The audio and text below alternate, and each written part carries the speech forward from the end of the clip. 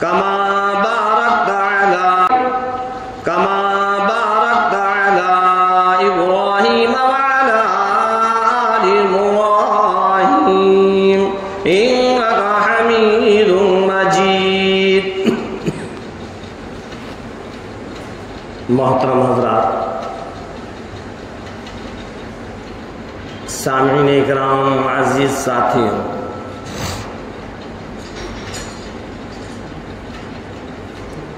اللہ تبارک تعالیٰ کا لاکھ لاکھ احسان اور اس کا کرم ہے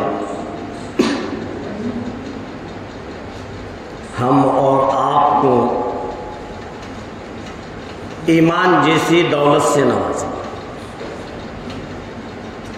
یہ ایمان بہت اونچی چیز ہے.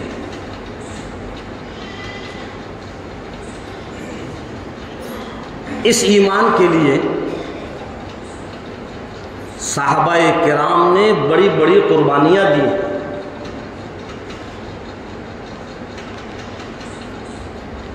جان کی ضرورت پڑی تو جان، مال کی ضرورت پڑی تو مال، وقت کی ضرورت پڑی تو وقت. تب جا کر یہ ایمان ہم اور آپ تک پہنچا ہے.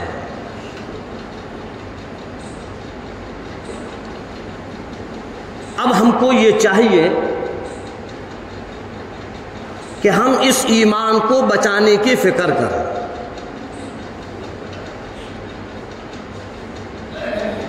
بڑے دشمن لگے ہوئے ہیں اس ایمان کو برباد کرنے کے لیے.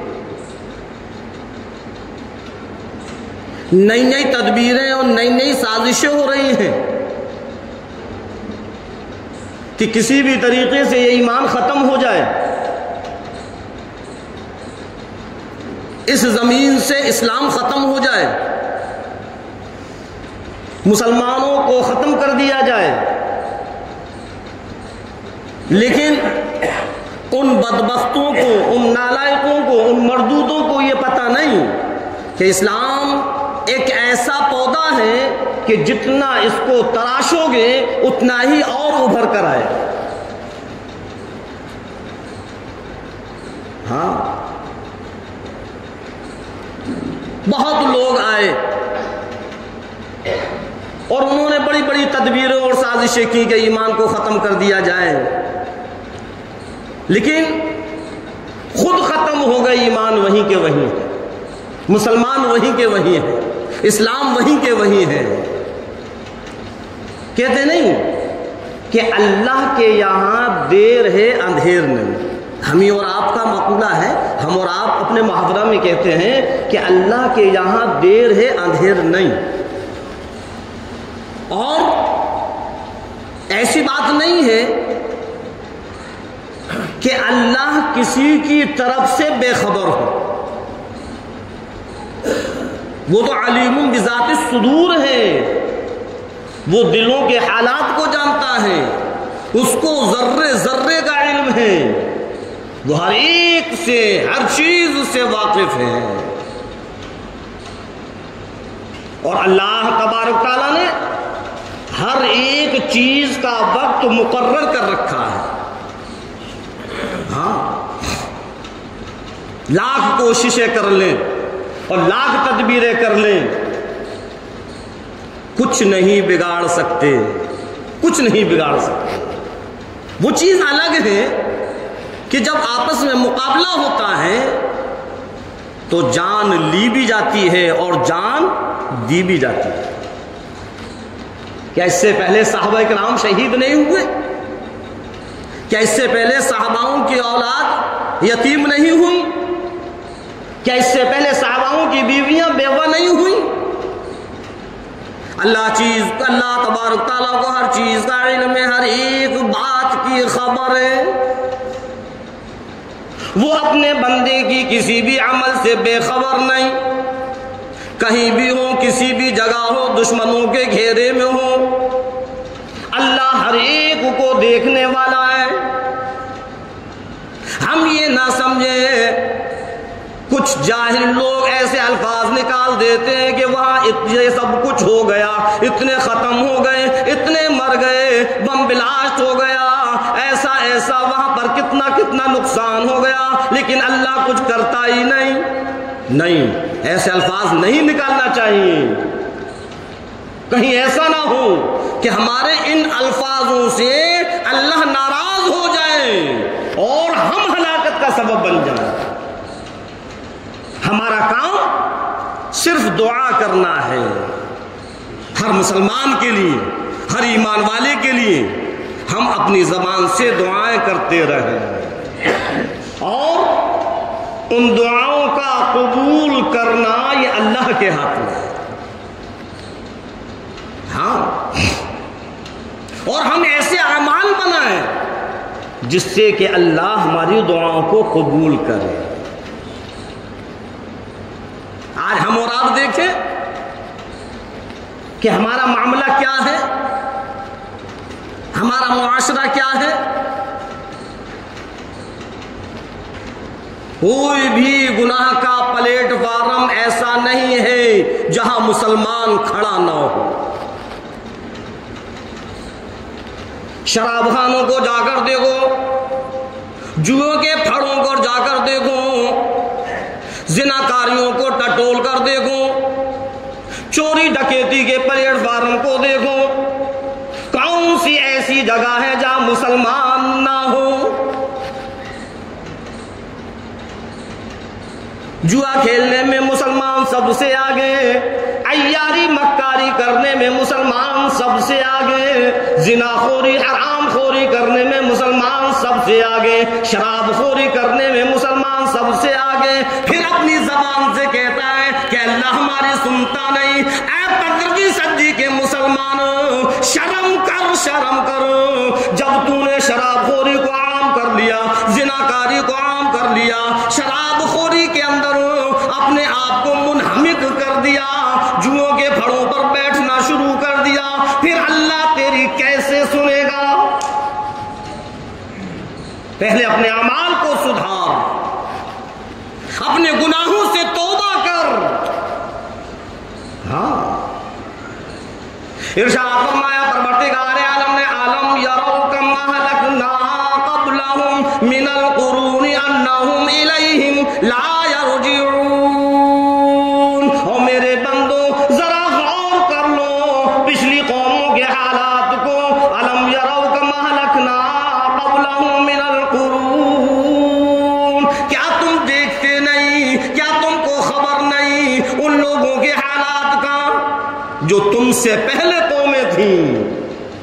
جب انہوں نے اللہ کی نافرمانیاں کی، جب انہوں نے اللہ کے احکام کو توڑا، جب انہوں نے اللہ کے ساتھ دوسروں کو شریک کیا، تو ہم نے ان کا کیا حال کیا، کیسے کیسے عذابات ہم نے ان کے اوپر ڈالے، ہم نے بستیوں کی بستیاں ہلاک کر دی۔ کیا تم غور نہیں کرتے؟ کیا تم دیکھتے نہیں ہو؟ سورہ یاسین کی یہ آیت پاک ہے۔ ہاں،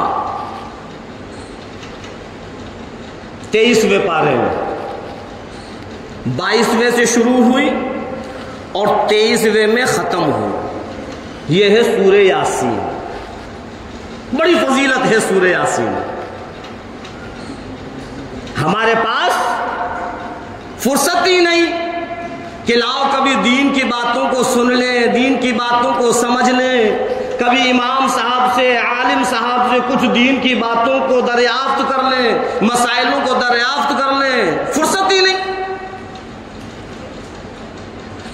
اللہ تبارک تعالیٰ نے ہم اور آپ کو یہ جو قرآن کریم دیا ہے، یہ بہت بڑی نعمت ہے، بہت بڑی نعمت ہے۔ ہاں،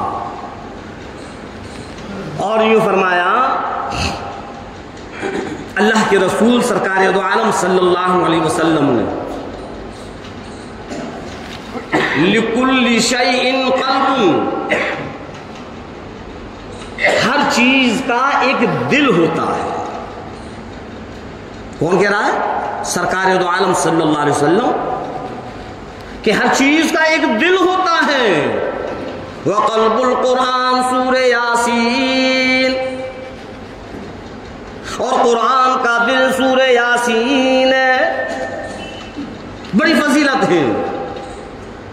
میرے نبی تیرے نبی ساری کی ساری کائنات کے نبی امام الانبیاء محبوب کبریا سرور کونین صلی اللہ علیہ وسلم نے فرمایا اگر کوئی فجر کی نماز کے بعد سورہ یاسین کو پڑھتا ہے فرشتے اس صبح سے لے کر اگلی صبح تک مغفرت کی دعائیں کرتے رہتے ہیں۔ کون کہہ رہا ہے؟ سرکار فرما رہے ہیں۔ ہمیں تو فرصت ہی نہیں، اول تو سونے سے فرصت نہیں، اور اگر سو کر اٹھ بھی جائیں تو نماز پڑھ کر اتنی جلدی نکلتے ہیں کہ بہت بھاری نقصان ہو جائے گا۔ ارے جب صبح فجر کی نماز پڑھی، کچھ اللہ کا ذکر کرو، قرآن کی تلاوت کرو، سورہ یاسین اگر یاد ہے تو سورہ یاسین کی تلاوت کرو۔ اللہ کے رسول فرما رہے ہیں، سرکار دو عالم صلی اللہ علیہ وسلم فرما رہے ہیں کہ اگر کوئی شخص صبح فجر کی نماز کے بعد سورہ یاسین کو پڑھتا ہے تو اس وقت سے لے کر اگلی صبح تک فرشتے اس کی مغفرت کے لیے دعائیں کرتے ہیں۔ کتنی بڑی فضیلت ہے۔ ہم اور آپ کو سورہ یاسین یاد ہی نہیں، ارے یاد نہیں تو دیکھ کر پڑھ لو، دیکھ کر تو سبھی پڑھ سکتے ہیں۔ کیا ہم یہ نہیں چاہتے کہ فرشتے ہماری مغفرت کی دعائیں کریں؟ ارے ہم تو اتنے بڑے گنہگار ہیں کہ پتہ نہیں کہ ہماری زبان سے جو دعا نکلے ہمارے گناہوں کی وجہ سے اللہ اس کو معاف کرے یا نہ کرے، اللہ اس دعا کو قبول کرے یا نہ کرے، لیکن فرشتے جو دعائیں کریں گے اللہ اس کو قبول کرے گا۔ فرشتے جو دعائیں کریں گے اللہ اس کو قبول کرے گا۔ اور سرکار دو عالم صلی اللہ علیہ وسلم کا فرمان ہے کہ صبح فجر کی نماز کے بعد جو سورہ یاسین کو پڑھتا ہے تو فرشتے اس وقت سے لے کر اگلی صبح تک اس کے لیے دعائیں مغفرت کرتے رہتے ہیں۔ لو جی، ہو گیا اس کا تو بیڑا پار، فرشتے دعاؤں میں لگ گئے۔ اور ہم اور آپ کو تو سونے سے ہی فرصت نہیں، نماز کہاں پڑھیں؟ رات کے 1 بجے 1:30 بجے 2 بجے 3 بجے ہم سوتے ہیں تو صبح فجر میں کہاں سے اٹھ جائیں گے؟ یہ جو موبائل ہے نا، موبائل، رات بھر اس موبائل میں ہم اور آپ لگے رہتے ہیں۔ کوئی سیریل میں لگا ہے تو کوئی مووی میں لگا ہے تو کوئی چیٹنگ میں لگا ہے، موبائل میں لگا ہوا ہے۔ اور جب 2-3 بج گئے تب ہم سوئے تو کہاں سے فجر پڑھیں گے؟ عشاء کی نماز کے بعد جلدی جو سوئے گا تو اس کو فجر پڑھنا آسان ہوگا، اور جتنی دیر لگائے گا اتنا ہی اس کو فجر میں اٹھنا مشکل ہوگا۔ ہاں، تو میں سورہ یاسین کی فضیلت کو بتلا رہا تھا جو سرکار دو عالم صلی اللہ علیہ وسلم نے بیان فرمائی۔ ارشاد فرمایا مدنی کریم صلی اللہ علیہ وسلم نے اگر روزانہ کوئی سورہ یاسین کا ورد کرتا ہے، روزانہ وہ بغیر ناگا سورہ یاسین کو پڑھتا رہتا ہے، کل قیامت کے دن وہ شہیدوں کے ساتھ اٹھے گا۔ سمجھ میں آئی؟ پہلی حدیث کیا بتلائی کہ جب وہ فجر کی نماز کے بعد سورہ یاسین کو پڑھتا ہے تو اس وقت سے لے کر اگلی صبح تک دعائے مغفرت فرشتے کرتے ہیں۔ اور دوسری حدیث میں آپ نے کیا فرمایا کہ جو سورہ یاسین کو روزانہ پڑھتا ہے، پڑھنے کا ورد کر لیتا ہے، کل قیامت کے دن شہیدوں کے ساتھ اس کو اٹھایا جائے گا۔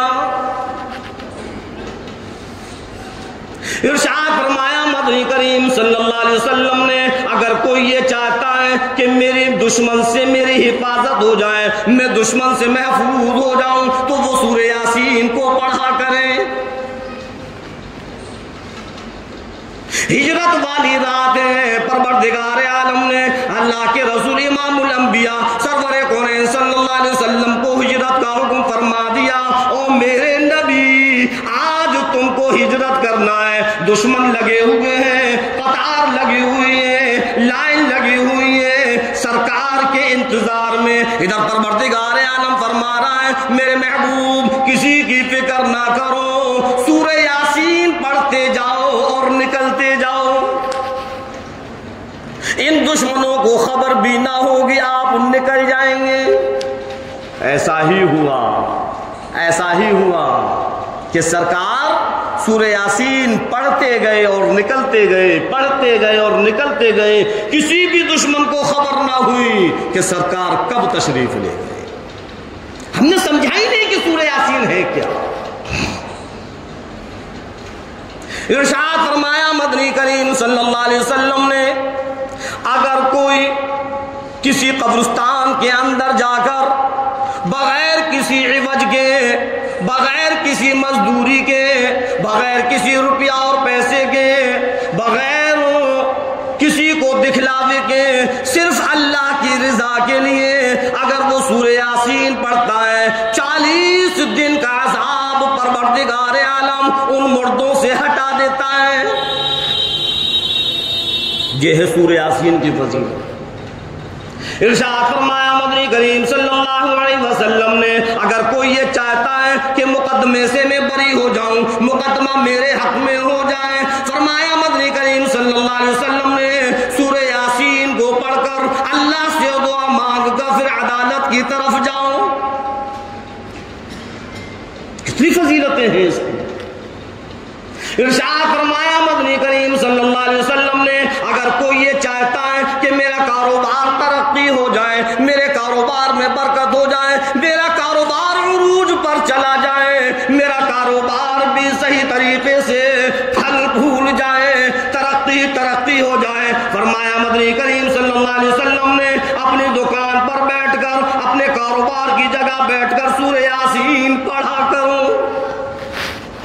اللہ کاروبار میں برکت پیدا کر دے گا، اللہ کاروبار میں ترقی کر دے گا، اللہ کاروبار کو بڑھائے گا۔ یہ ہے سورہ یاسین۔ ہم نے سمجھا ہی نہیں کہ سورہ یاسین کیا ہے، بس صرف اتنا معلوم ہے کہ ہاں سورہ یاسین بھی قرآن کا ایک دل ہے، لیکن سورہ یاسین کے متعلق آپ صلی اللہ علیہ وسلم نے کتنی چیزوں کو بیان کیا وہ پتہ ہی نہیں۔ ہمیں آپ کو چاہیے کہ روزانہ سورہ یاسین کا ورد کریں،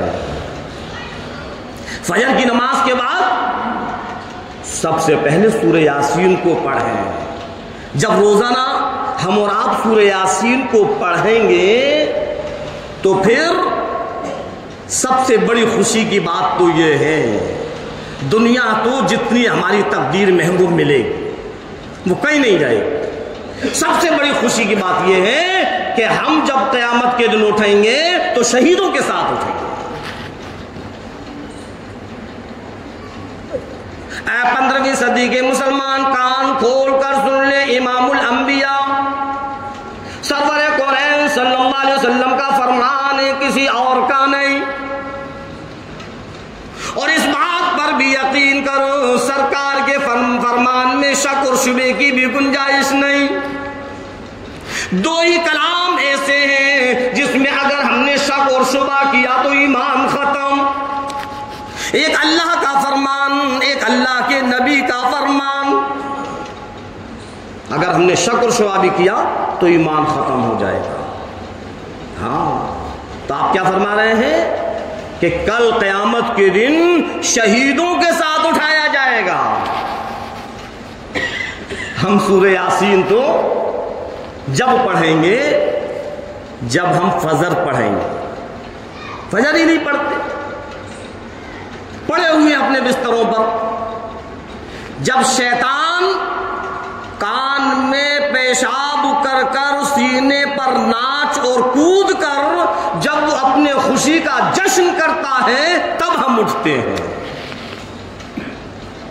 میں اپنی طرف سے نہیں کہہ رہا، یہ بھی سرکار دو عالم صلی اللہ علیہ وسلم کا فرمان ہے کہ جب انسان سوتا ہے اور سورج طلوع ہو جاتا ہے تو پھر شیطان اس کے سینے پر کودتا ہے، ناچتا ہے، اس کے کان میں پیشاب کرتا ہے اور پھر وہ چلا جاتا ہے، تب ہم بھڑبڑا کر اٹھتے ہیں۔ کوئی 9 بجے اٹھ رہا ہے، تو کوئی 10 بجے اٹھ رہا ہے، تو کوئی 11 بجے اٹھ رہا ہے۔ یہ مسلمان کے اٹھنے کا ٹائم ہے یہ؟ اور پھر یہ کہتا ہے کہ پریشان پریشان پریشان تو ہم ہوں گے، اس لیے کہ صبح سے ہم نے شیطان کا جھنڈا اپنے ہاتھ میں پکڑ لیا ہے، تو پھر پریشانی تو آئے گی۔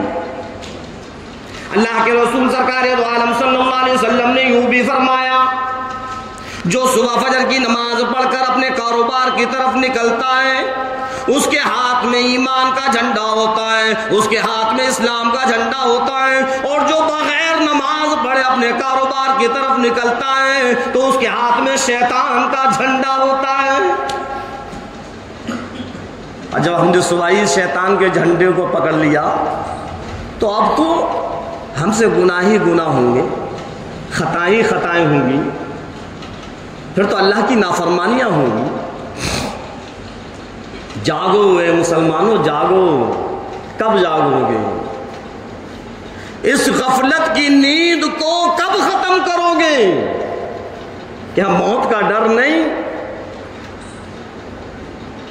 کیا اپنی آنکھوں سے تم لوگوں کو دیکھتے نہیں کہ اچھے خاصے بالکل صحیح اور سالم انسان ہیں، اور خبر آتی ہے کہ وہ ختم ہو گیا، کوئی بیماری نہیں، کوئی تکلیف نہیں، کوئی پریشانی نہیں، ایک نہیں سینکڑوں واقعات سامنے موجود ہیں۔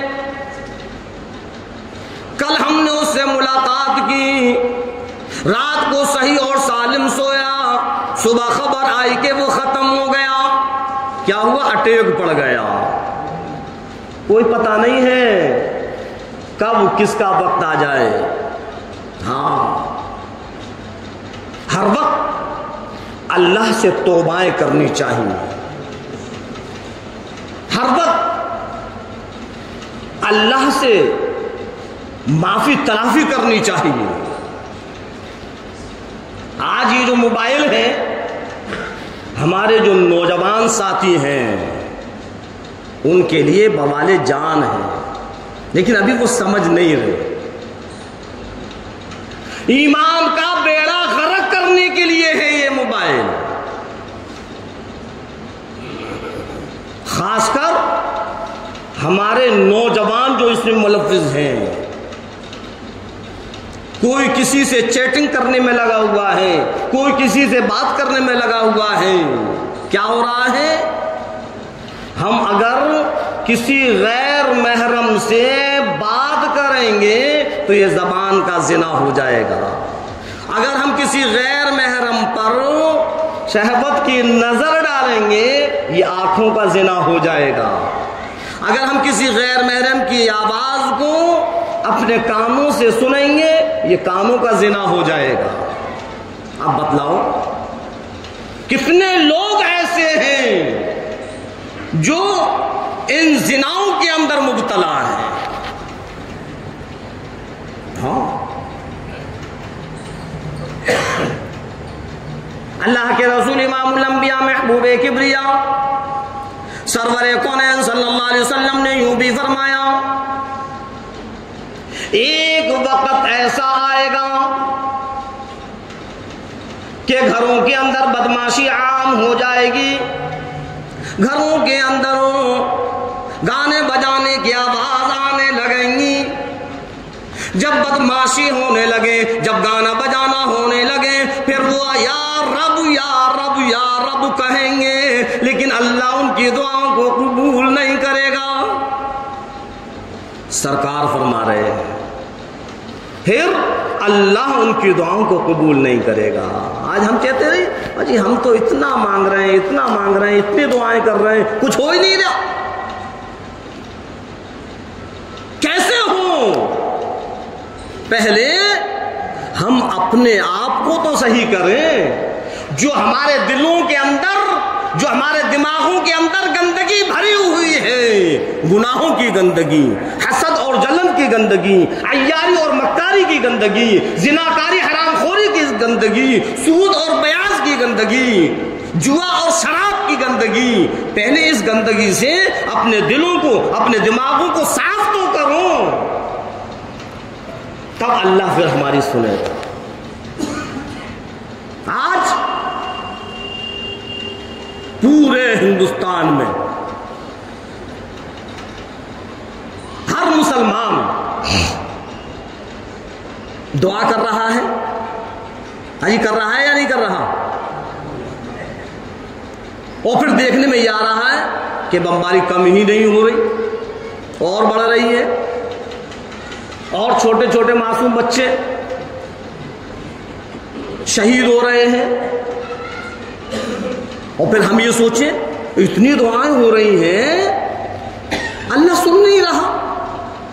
ارے اللہ کے بندو، اللہ تو جب سنے گا جب اللہ تم سے راضی ہوگا، اللہ تو جب سنے گا جب اللہ ہم سے راضی ہوگا۔ ہمارے گناہوں کی وجہ سے اللہ ہم سے ناراض ہیں۔ آج ان ہاتھوں سے، ان پاؤں سے، اس زبان سے، ان آنکھوں سے، ان کانوں سے، اس بدن سے کتنے گناہ ہو رہے ہیں، کچھ خبر ہے؟ اور پھر ہم یہ کہیں کہ اللہ سنتا رہے، ادھر ہم زبان سے مانگے اللہ ادھر دے دے، تو پہلے اللہ کے بن کر تو ہو جاؤ۔ اللہ تو یہ فرماتا ہے من کان للہ کان اللہ، جو اللہ کے لیے ہو جاتا ہے اللہ اس کا ہو جاتا ہے۔ ابھی ہم اللہ کے بنے ہی نہیں، ابھی تو ہم نافرمانیوں میں ہیں، اللہ کے احکام کو توڑنے میں ہیں۔ ہاں، کیسے اللہ سنے گا؟ سرکار کے فرمان پر غور کروں کہ جب بدماشی، گانا بجانا شروع ہو جائے گا تو ایک وقت ایسا آئے گا، آپ فرما رہے ہیں کہ گھروں میں جب بدماشی ہوگی، بدماشی سے مطلب عیاری، مکاری، زناکاری، حرام خور،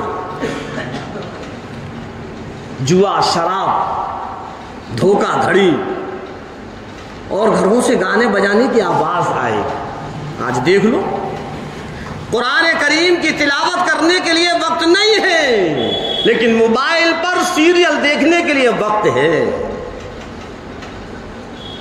ہماری بہن بیٹیاں، ہماری مائیں جلدی جلدی اپنے کاموں کو سمٹاتی ہیں، جلدی جلدی اپنے کاموں کو سمیٹتی ہیں کہ فلاں سیریل کا ٹائم ہو گیا، اب اس سیریل کو دیکھنا ہے، اس ناٹک کو دیکھنا ہے۔ اللہ کی بندی، کبھی تیرے دل کے اندر یہ خیال نہیں آیا کہ لاؤ قرآن کریم کی تلاوت کا وقت ہو گیا، لاؤ قرآن کریم کی تلاوت کر لیں، صبح فجر کی نماز پڑھ لیں، فجر پڑھ کر قرآن کریم کو کھولیں، سورہ یاسین کو پڑھیں، اللہ کا ذکر کریں؟ کبھی نہیں۔ کیا ہوگا؟ پریشانیوں تو آئیں گی۔ ارشاد فرمایا مدنی کریم صلی اللہ علیہ وسلم نے، جب بدماشی گھروں کے اندر ہو جائے گی، گانے بجانا شروع ہو جائے گا، گانے بجانے کی آواز ہو جائے گی، رب بندوں کی زبان پر یا رب یا رب یا رب ہوگا، اللہ ان کی دعاؤں کو قبول نہیں کرے گا اور ان پر سخت ظالم حکمراں کو مسلط کر دے گا۔ یہ بھی ہے، ہو رہا ہے یا نہیں؟ اللہ کے رسول سرکار دو عالم صلی اللہ علیہ وسلم نے فرما دیا۔ تو ہم توبائیں کریں اس حرام خوری سے، زناکاری سے، شراب خوری سے، چوری ڈکیتی سے، ہاں، جوا سے، جوا اور شراب سے، سود اور بیع سے۔ ارشاد فرمایا سرکار دو عالم صلی اللہ علیہ وسلم نے کہ زمین کے جس ٹکڑے پر، گھر کے جس کونے پر اگر کوئی زنا کرتا ہے، حرام خوری کرتا ہے، بدکاری کرتا ہے، تو زمین کانپنے لگتی ہے، لرزنے لگتی ہے، اللہ سے التجا کرنے لگتی ہے، اللہ سے دعائیں کرنے لگتی ہے، پروردگار عالم ان کے یہ پلید قدموں سے مجھ کو پاک کر، ان غلیظ قدموں سے مجھ کو پاک کر، یا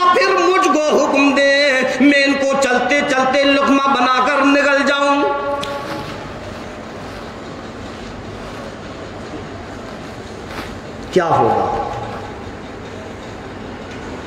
اگر کوئی گنہگار، بد کردار زمین پر جب چلتا ہے، زناکار زمین پر جب چلتا ہے تو زمین بھی کہتی ہے اے پروردگار عالم، یا تو ان سے مجھ کو پاک کر، یہ جو غلیظ قدم میرے اوپر آ رہے ہیں، یہ جو پلید قدم میرے اوپر آ رہے ہیں، اے پروردگار عالم مجھ کو ان قدموں سے پاک کر، یا پھر مجھ کو حکم دے کہ میں ان کو چلتے چلتے اپنا لقمہ بنا کر نکل جاؤں۔ ہاں، ہماری سمجھ میں کب آئے گا؟ ادھر سنتے ہیں اور ادھر نکال دیتے ہیں۔ جب تک ہمارے جسم کے اندر روح ہے تب تک ہمارے پاس وقت ہے ہم اس ایمان کی فکر کریں، کہیں ایسا نہ ہو کہ گناہ کرتے کرتے کرتے کرتے کرتے کرتے سیاہ ہمارا قلب اتنا سیاہ ہو جائے کہ ایمان ہی ختم ہو جائے۔ پھر کیا ہوگا؟ پھر کیا ہوگا جب ایمان ختم ہو جائے گا؟ تو پھر جہنم ہمارے لیے تیار ہے۔ ایمان کو بچا کر ہم اگر اللہ کے پاس جائیں گے تو جنت ہے، اور اگر ہمارا یہ ایمان نہیں بچا، ایمان اگر ختم ہو گیا تو پھر جہنم ہے۔ دونوں راستے ہیں، اور یہ دنیا نہ کسی کی ہوئی ہے اور نہ ہوگی، کسی کی نہیں ہوئی۔ یہ دنیا کی زیب و زینت، یہ دنیا کی مال و دولت، جب تک ہم اور آپ دنیا میں ہیں تب تک ہمارے ساتھ ہے، آنکھ بند ہوتے ہی یہ ہمارا ساتھ چھوڑ دے گی۔ اب اگر ہمارے پاس ایمان ہے تب آخرت میں ہمارے لیے کامیابی کامیابی ہے، اور اگر ایمان نہیں تو پھر بربادی ہی بربادی ہے۔ ارشاد فرمایا مدنی کریم صلی اللہ علیہ وسلم نے، اگر رائی کے دانے کے برابر بھی ایمان بچا کر لے جائیں گے تو کل پروردگار عالم دنیا سے 10 گنی بڑی جنت کا مالک بنا دے گا۔ ماحول اتنا بگڑ گیا، معاشرہ اتنا بگڑ گیا کہ رائی کے دانے کے برابر ایمان بھی بچانا مشکل ہو رہا ہے۔ اب کہتے ہیں صحبت کا اثر ہوتا ہے، جیسی صحبت ہوتی ہے انسان اسی صحبت میں رنگ جاتا ہے۔ اگر ہم علماؤں کی صحبت میں بیٹھیں گے، قرآن اور حدیث کے حلقوں میں بیٹھیں گے، تو پھر یہ ہمارا ایمان مضبوط ہوگا، ایمان بڑھے گا۔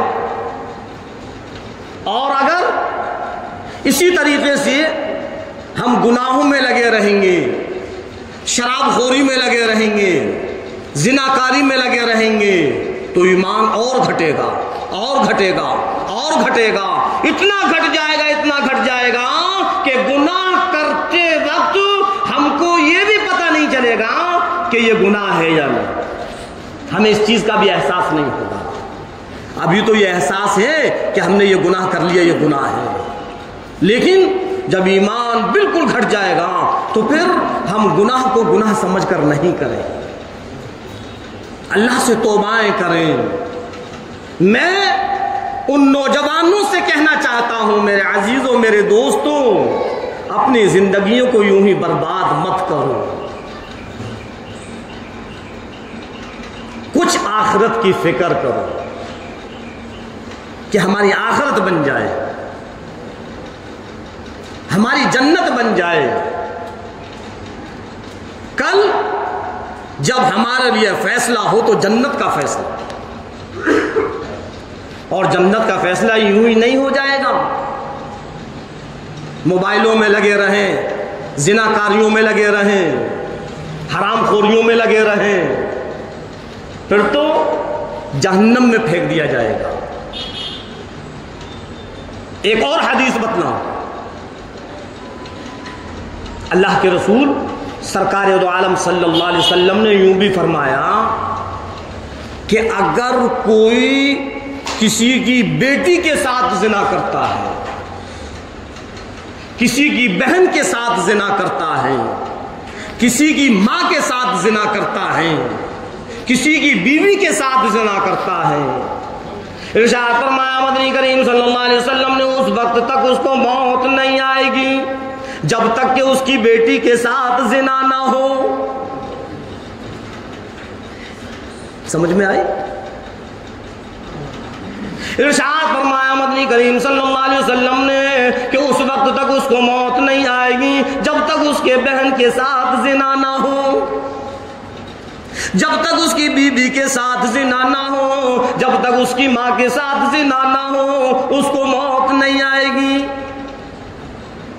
اے 15ویں صدی کے نوجوانوں، کسی کی بہن بیٹیوں پر نظر غلط ڈالنے والوں، ہوش میں آ جاؤ۔ تم جس کی بیٹی پر نظر ڈالتے ہو، تم جس کی بہن پر نظر ڈالتے ہو، ذرا اتنا سوچ لیا کرو کہ گھروں کے اندر تمہاری بھی بہن موجود ہے۔ کہیں ایسا نہ ہو کہ ہم کسی کی بہن پر غلط نظر ڈالیں، ادھر کوئی ہماری بہن پر غلط نظر ڈالنے لگے۔ ہم کسی کی بہن کے ساتھ زنا کریں، کہیں کوئی ہماری بہن کے ساتھ زنا نہ کرے۔ ہم کسی کی بیٹی کا ہاتھ پکڑ کرو، اس کو عیاری، مکاری، حرام خوری، زنا کاری کے لیے زبردستی کر راضی کریں، کہیں ہماری بیٹی کے ساتھ ایسا نہ ہو۔ جیسی کرنی ویسی بھرنی، نہ مانے تو کر کر دیکھ، اور جنت بھی ہے اور دوزخ بھی، نہ مانے تو مر کر دیکھ۔ جیسا کرو گے اللہ اس کا ویسا ہی بدل دیتا ہے۔ سرکار فرما رہے ہیں، ایک عالم صاحب بیان کر رہے تھے کہ ایک کوئی فقیر آیا، ایک فقیر آیا اور اس نے دستک دی، تو ایک خاتون کچھ لے کر اس کو دینے کے لیے آئی۔ جب وہ خاتون اس کے قریب آئی تو اس نے اس کے ہاتھ کو پکڑ لیا، گھبرا گئی وہ، اور وہ کہنے لگی یہ کیا کر رہے ہو، میں تو تمہاری مدد کے لیے آئی ہوں اور تم نے میرے ہاتھ کو پکڑ لیا۔ تم اجنبی ہو، میں اجنبی ہوں، اور ایک اجنبی کا ہاتھ اجنبی کے ہاتھ میں، تم نے میرا ہاتھ کیوں پکڑا؟ تو جانتے ہو اس فقیر نے کیا کہا کہ اپنے شوہر سے پوچھنا، اپنے شوہر سے پوچھنا کہ اگر وہ نہ بتائیں تو کل پھر میں آؤں گا، میں بتلاؤں گا۔ شوہر کام سے آیا، بی بی سے کہتا ہے روٹی کہ نہیں ہے، چائے نہیں ہے، وہ کسی بھی کام کے لیے کہے وہ انکار کرتی ہے۔ ارے بیگم صاحبہ کیا ہوا، کس بات کی ناراضگی ہے، تم آج میری بات ہی نہیں سن رہی؟ وہ خاتون کہنے لگی میں اس وقت تک تمہاری بات نہیں سنوں گی جب تک میری بات کا جواب نہیں دو گے۔ شوہر کہنے لگا اللہ کی بندی کیا بات ہے؟ وہ کہنے لگی ذرا بتلاؤ میرا ہاتھ اس فقیر نے کیوں پکڑا؟ اس نے بھی وہی جواب دیا، ارے پکڑنے والا وہ، پکڑانے والی تو، میں کس طریقے سے بتلاؤں، مجھ کو کیا خبر ہو تو نے کیوں پکڑایا اور اس نے کیوں پکڑا؟ بی بی کہنے لگی کہ ہاں، فقیر نے یوں بھی کہہ دیا ہے کہ اگر تم نے نہیں بتلایا تو پھر وہ فقیر بتلائے گا. اور لیکن یاد رکھنا اگر تم نے نہیں بتلایا اور فقیر نے بتلا دیا تو پھر میں تمہارے ساتھ 1 منٹ کے لیے نہیں رہوں گی. اتنی بڑی بات. اب شوہر سوچنے لگا اور کہنے لگا اچھا یہ بتلاؤ کہ جس وقت اس فقیر نے تمہارا ہاتھ پکڑا تھا وقت کیا ہوا تھا, ٹائم کتنا تھا؟ بتلا دیا کہ اتنا ٹائم تھا. شوہر کہنے لگا اللہ کی بندی اسی وقت میں نے کسی اور کا ہاتھ تھام رکھا تھا. آج بات سمجھ میں آئی؟ شوہر نے کہا کہ اسی ٹائم پر میں نے کسی اور کا ہاتھ پکڑ رکھا تھا. نہیں سمجھ میں آئی بات. اللہ کے رسول سرکار دو عالم صلی اللہ علیہ وسلم نے کیا فرمایا کہ تم کسی کی بیٹی سے زنا کرو گے تو تمہاری بیٹی کے ساتھ کوئی اور زنا کرے گا. تم نے کسی کا ہاتھ پکڑا تو تمہاری بیٹی کا, تمہاری بہن کا, تمہاری بیوی کا کوئی اور ہاتھ پکڑے گا. جیسا کرو گے ویسا ہی پاؤ. تو ہوش میں آ جاؤ اے 15ویں صدی کے مسلمانوں. اس زناکاری, اس حرام خوری, یہ عیاری, یہ مکاری, یہ فریب, یہ دھوکہ دھڑی, ان ساری کی ساری چیزوں سے توبائیں کرو. ہاں, جب ہم تمام کی تمام چیزوں سے توبائیں کریں گے اور پھر اللہ کی فرما برداری کریں گے, اللہ کے احکام پر چلیں گے, اللہ کا ذکر کریں گے, تو اللہ تبارک تعالیٰ پھر ہم سے خوش ہوگا, پھر ہم سے راضی ہوگا, پھر ہمارے لیے جنت کے فیصلے کرے گا, پھر ہم کو جہنم سے آزاد کرے گا. یہ ایمان پھر ہمارا بچ کر اللہ کے پاس جائے گا. اور سرکار کا فرمان ہے کہ رائی کے دانے کے برابر بھی اگر ایمان بچا کر لے جاؤ گے تو اللہ دنیا سے 10 گنی بڑی جنت دے گا. ہم اور آپ چاہتے ہیں کہ جنت ملے؟ ارے ہم اور آپ چاہتے ہیں کہ جنت ملے؟ تو میرے بھائیوں, میرے عزیزوں, میرے دوستوں, پھر ہمیں اس ایمان کے بچانے کی فکر کرنا, اس کی محنت کرنا ہوگی, ایسی صحبتوں میں بیٹھنا ہوگا, ذکر کے حلقوں میں بیٹھنا ہوگا, قرآن کے حلقوں میں بیٹھنا ہوگا, علماء کرام کی صحبتوں میں بیٹھنا ہوگا. اگر ہم یہ چاہتے ہیں کہ ہمارے گھروں کے اندر جو بے دینی پھیلی ہوئی ہے یہ ہمارے گھروں سے بے دینی ختم ہو جائے تو ہمیں اپنے گھروں کے اندر بھی دین کے حلقے لگانا ہو.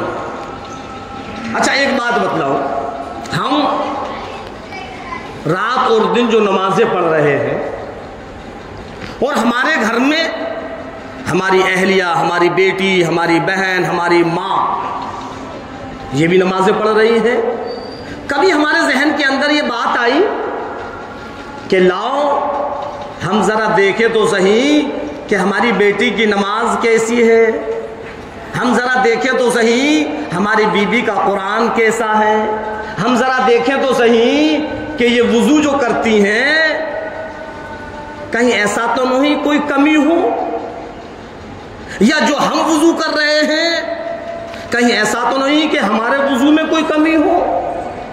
تو ہم علماؤں سے پوچھیں, علماؤں سے سیکھیں اور پھر اپنے گھروں کے اندر حلقے لگائیں, مذاکرہ کریں. ہاں, کبھی صحاباؤں کے واقعاتوں کو پڑھیں, کبھی صحابیاؤں کے واقعاتوں کو پڑھیں, کبھی وضو کے مسائلوں کا آپس میں مذاکرہ کریں کہ بیگم صاحبہ ذرا یہ دیکھو کہ میرا وضو کیسا ہے. ہم یہ نہیں کہیں تم اتنے دنوں سے نماز پڑھ رہی ہو, تمہیں وضو آتا بھی یا نہیں آتا, لاؤ میں تمہیں بتلاؤں وضو. تو کہ اچھا بڑے ملا بنے پھرتے ہو, تم ہی جانتے ہو وضو کرنا, کیا مجھے نہیں معلوم؟ چلو تم اپنا وضو اپنے پاس رکھو, میں سب جانتی ہوں میرا وضو کیسا ہے. وہ اس میں اپنے آپ کو حقارت سمجھے گی کہ انہوں نے مجھ کو اپنے سامنے رسوا کرنے کے لیے میرا وضو ڈھونڈ رہے ہیں کہ میرا وضو کیسا ہے. تو ہم ایسا نہ کہیں. اپنی بیٹی کو، اپنی بہن کو، اپنی بیوی کو، اپنی ماں کو، سب کو گھروں کے اندر، اپنے گھر کے اندر بٹھا لیں. 5 منٹ، 10 منٹ، 15 منٹ، اور روزانہ بدل بدل کر. ایک ہی چیز نہیں. کہتے نہیں کہ ایک کھانا کھاتے کھاتے دل اکتا جاتا ہے، تو ایک ہی چیز کو بار بار کرو گے تو ارے کل تو کرا تھا، چلو چھوڑو نیند آ رہی ہے ہم سو رہے ہیں. نہیں، روزانہ بدل بدل کر کرو. کبھی وضو کے مسائل، اور ان سے یہ مت کہو کہ اپنا وضو دکھلاؤ. نہیں، آج ہم آپ کو وضو کر کر دکھلا رہے ہیں. اگر ہمارے وضو میں کوئی کمی ہو تو بیگم صاحبہ بتلا دینا، ہم ان کو اپنا وضو کر کر دکھلائیں کہ دیکھو ہم نے ایسا وضو کیا ہے. اب جب وہ یہ دیکھے گی کہ اچھا ہم تو ایسا مسا کرتے ہی نہیں تھے، آج اپنے شوہر سے پتہ چلا ہے کہ مسا ایسے ہوتا ہے، ہم تو یوں ہی اٹھاتے تھے ایسے کر لیتے تھے، تب خود بخود وہ سیکھ جائے گی. اور اگر ہم نے اس کو سکھانے کے لیے بیٹھے ہوں تو پھر وہ نہیں سیکھے گی. اپنے سے شروع کرو. الحمد شریف پڑھیں گے ہم. اپنی بیٹی سے کہو کہ بیٹی آج ہماری الحمد شریف سنو.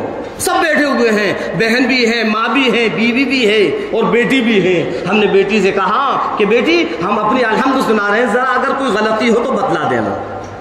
جب ہم الحمد سنائیں گے اور ہم نے صحیح صحیح سنائی تو اس سے ان کی اصلاح ہوگی جو غلطی پر ہے. اور اگر ہم نے غلط سنائی تو بیٹی فوراً کہے گی ابو جان ایسا نہیں ہے، ایسے ہے. ہماری بھی اصلاح ہوگی اور اس کی بھی اصلاح ہوگی.